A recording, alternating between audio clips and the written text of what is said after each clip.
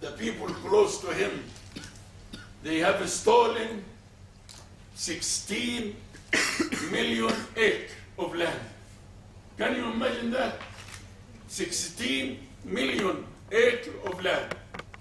The space of the 16 million acres equal Palestine and the Lebanon and the Kuwait and the Qatar and the Bahrain together. And they have stolen this land. Can you imagine that? I can show you now one of the documents that we have. If you can read here, this is the money, some of the money that he has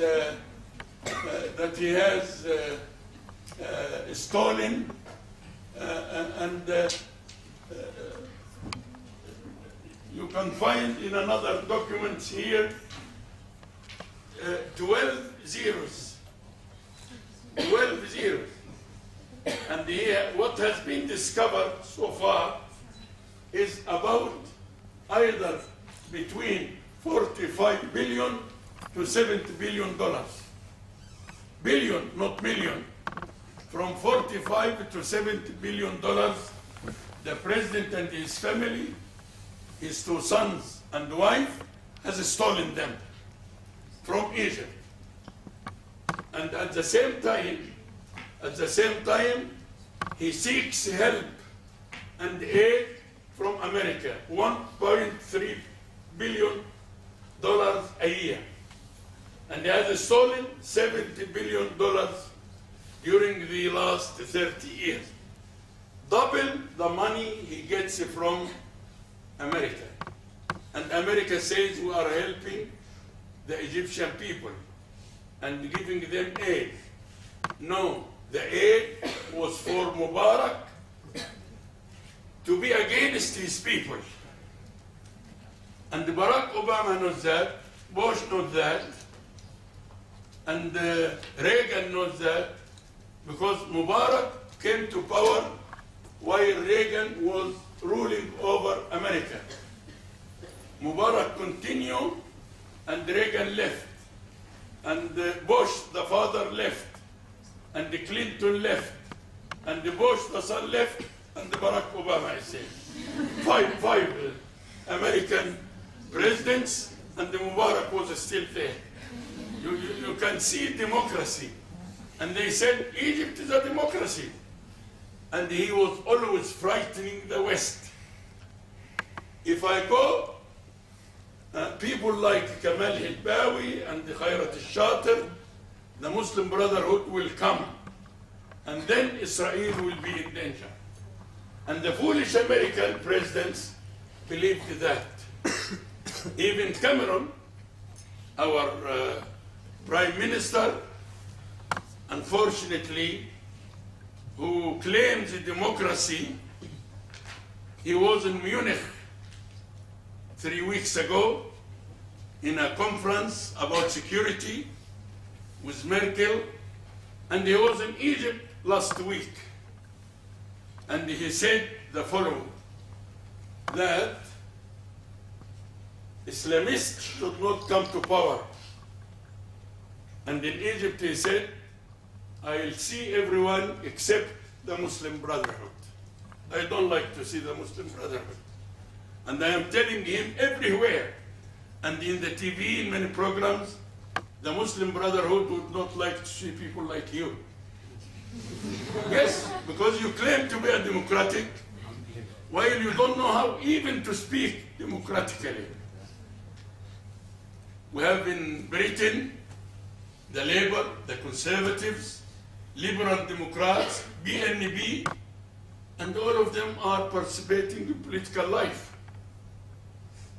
The Labour were in power until 2 years. The Conservatives are there.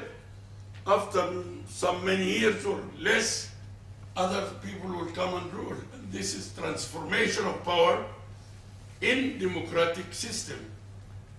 Let us see the people. Today, while I was coming, I received a call from one of the television stations over the radio, the phone, to ask me what's your opinion about what the Deputy Minister of Foreign Affairs of Israel has said about that Muslim Brotherhood should be banned in Egypt. I don't know if he is a Deputy Minister of Egypt or of Israel. It's very strange how people understand democracy. It's very, very strange. That's why I'm saying democracy in the way practiced by the West is a failure. It's not a proper democracy, except in their countries. In Britain, I am enjoying, I am a Muslim Brotherhood. I used to be spokesman for the Muslim Brotherhood in the West. I am enjoying the fruits of freedom. But why should I deny it to the people in Malaysia or Indonesia or Vietnam or Korea or Japan or Egypt or Yemen or Libya? Why? I'll tell you why. America and the West, they have some interest in the Middle East. One major interest is oil. And there is a joke I heard in America a long time ago. If you want to find oil, search for a desert inhabited by Muslims. So, it's a blessing from Allah. We have areas that is, it is desert, no rain. We never said to the West, please give us some rain. Allah gave you rain, lot of rain. We never said to them, we will come and enjoy the rain that God gave you. But they said the joke, as I told you. So one interest is American interest in oil, and the Western interest in oil. The second interest is strategic locations, like Suez Canal, like areas in the Middle East. That is the second interest. The third interest is Israel.